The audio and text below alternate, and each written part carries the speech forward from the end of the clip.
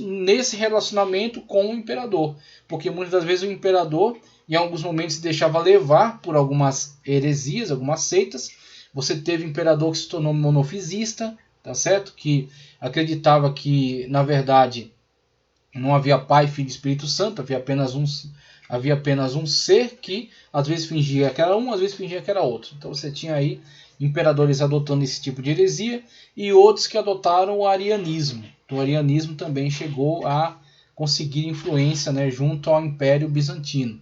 E aí muitos desses patriarcas se viram em graves problemas. Você tem Inácio, você tem Crisóstomo, que tiveram graves problemas com certos imperadores bizantinos, tá, ok? Enquanto que isso não acontecia em relação ao Papa, porque ele dominava ali. O problema dele era as invasões por parte de outros povos. Então você tinha, quando o Papa de fato começou a organizar e a gerir, tá certo, aquele território, ele teve muito problema com os lombardos. Então os lombardos se organizaram para tentar ascender ao poder. Uma vez que Roma agora estava obliterada, eles queriam se colocar como uma nova força. E eles marchavam muitas vezes contra os domínios do Papa. E aí o Papa pediu auxílio para o patriarca. E foi a pior besteira que ele fez. Porque aí ele se colocou durante certo tempo debaixo também da autoridade do imperador bizantino. O imperador bizantino começou a ditar as regras ali também, como ele fazia com o patriarca de Constantinopla. Seguiu-se após o pontificado de Hilário e depois Simplício, quando em 476 Odoacro enfim depõe o inexpressivo imperador romano Rômulo Augusto, a época em que cai de fato o último imperador romano. Após esse período seguiram outros muito caóticos, com um cisma entre o Papa Félix e o Patriarca Cássio. Então, o cisma, que vai ser definitivo em 1046, ele foi construindo ao longo de muitas escaramuças, muitos desentendimentos. Você tem um primeiro aqui, ó, o Papa Félix III e o Patriarca Cássio de Constantinopla, tá certo? Eles como que romperam relações, né? Houve um cisma entre eles. Aí você tem a disputa de poder. Tem muito da questão da disputa de poder, desentendimento em relação a práticas, em relação a doutrinas, em relação a apoios, a perseguição de certos grupos hereges. Um queria a eliminação total, o outro começava a interagir um pouco com esse grupo. Então, esses desentendimentos foram minando esse relacionamento até que veio o cisma definitivo em 1046. O que foi resolvido quando a Itália foi invadida, agora por Teodorico dos Godos, que eram arianos, ok? Era uma força que estava muito ligada aos arianos, que negavam que Cristo fosse Deus, que diziam que Cristo era apenas um maior dos seres criados, mas que era também um ser criado, que houve um momento que ele não existiu. Testemunho de Jeová da época, né? Estes foram arianos, esses eram arianos. E o Papa Osmíadas viu a necessidade de se aproximar do imperador Justino de Constantinopla. Este foi sucedido por Justiniano, que em 526, quando morre Teodorico, envia Belisário, seu general, tá certo? Para estabelecer o seu domínio sobre a Itália e Ravenna. Ravenna vai ser uma grande representatividade de Constantinopla no território italiano. Inclusive, Constantinopla vai, quando o Papa começa a querer sua liberdade, né, sua independência, em relação à influência de Constantinopla, eles acionam suas forças que estão em Ravenna. E elas vão e tentam aí sempre impor sua autoridade sobre Roma, impor sua autoridade sobre o Papa, sobre os domínios do Papa ali em Roma. Quando este, enfim, domina, o papado romano agora vê-se submetido à influência bizantina, tendo inclusive que lhe entregar os rendimentos da igreja, colocar tudo na mão do imperador em Constantinopla, como fazia o patriarca em relação à igreja. Então a igreja tinha que comer na mão do Estado. Essa era a questão.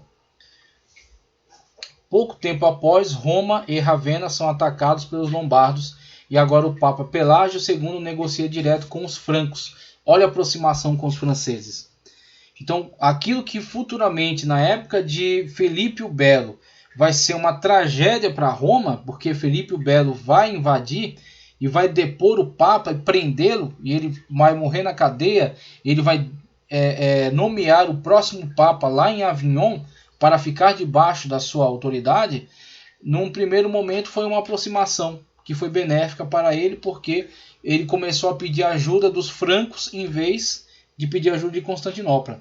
Então ele queria, uma vez que os francos estavam mais distantes, tinham que atravessar os Alpes, então ele viria com as suas tropas, iria combater os lombardos, iria estabelecer sua influência em boa parte daquele território, mas, de acordo com as pretensões de Roma, iria deixar os estados papais, tanto Roma quanto os territórios administrados diretamente pelo Papa.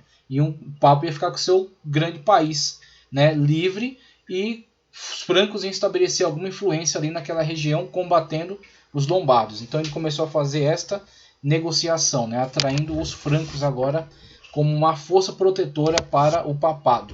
E aí, com esse tipo de relacionamento, você vai ter daqui para frente um maior engrandecimento quando, enfim, o Papa liberta-se totalmente da influência de Constantinopla. Inclusive, uma coisa que eu não disse, durante todas essas sucessões, tá certo? Desde os primeiros até o Papa que estamos abordando agora, que é Pelágio II, você tem, toda vez que se elege um Papa, ele pede a aprovação, o reconhecimento. É que nem um país, surgiu um país, pronto, tem que ter o reconhecimento da ONU.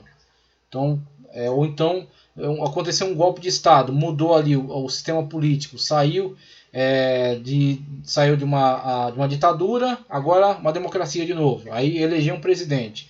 Pronto, aquele presidente tem que ser reconhecido pelos países, né? Então assim também acontecia com o Papa em Roma. Alguém elege um Papa, pronto, mas ele precisa ser reconhecido como tal pelo imperador que está em Constantinopla. Isso aconteceu durante muitas vezes, até que vai chegar um momento em que o Papa já não vai dar vai dar a mínima se o imperador reconhece ou não, porque ele agora está associado com outra força, tá certo? Com outro poderio, que são, por exemplo, os francos, que é uma associação que estamos começando a ver aqui. Tudo começou aqui, ó, a reunião de Leão I com, tá certo? O Átila, né, com Átila dos hunos, né? Com Átila. Então você tem aí, em vez de ir uma representação romana, né, da autoridade imperial romana, quem foi uma autoridade eclesiástica, foi Leão I, né, que negociou com Átila para não invadir Roma, ok? E aí você tem essa situação, né, que foi abordada ali. E aqui, quando a igreja começa aí sua batalha contra as heresias, né? Essa batalha contra os hereges. A gente vai ver isso melhor acerca de controvérsias e concílios. Tá, ok? Estamos encerrando a aula. Fizemos aqui essas abordagens. E para a próxima aula vamos adentrar então a esse tema, controvérsias e concílios. Quando você tem a questão dos arianos, dos monofisistas, inclusive houveram imperadores, tá certo? Imperadores bizantinos que se tornaram monofisistas, pelagianismo, que foi uma importante questão também dentro da igreja, tá, ok? Foi amplamente discutida, e Agostinho depois vai escrever obras muito importantes atacando, tá certo? O pelagianismo. Você vai ter a Graça de Agostinho, importantes obras, né, que ele constrói atacando essa visão pelagiana. Os valdenses, albigenses, que já é um período posterior, próximo da Reforma, e os nicolaítas também vão ser alvo aí da perseguição da igreja, em alguns momentos defendendo de fato a doutrina, e em outros momentos defendendo apenas posicionamento político, querendo ser a total detentora do poder. Tá, ok? Então, próxima aula, vamos adentrar a esta questão das controvérsias e concílios.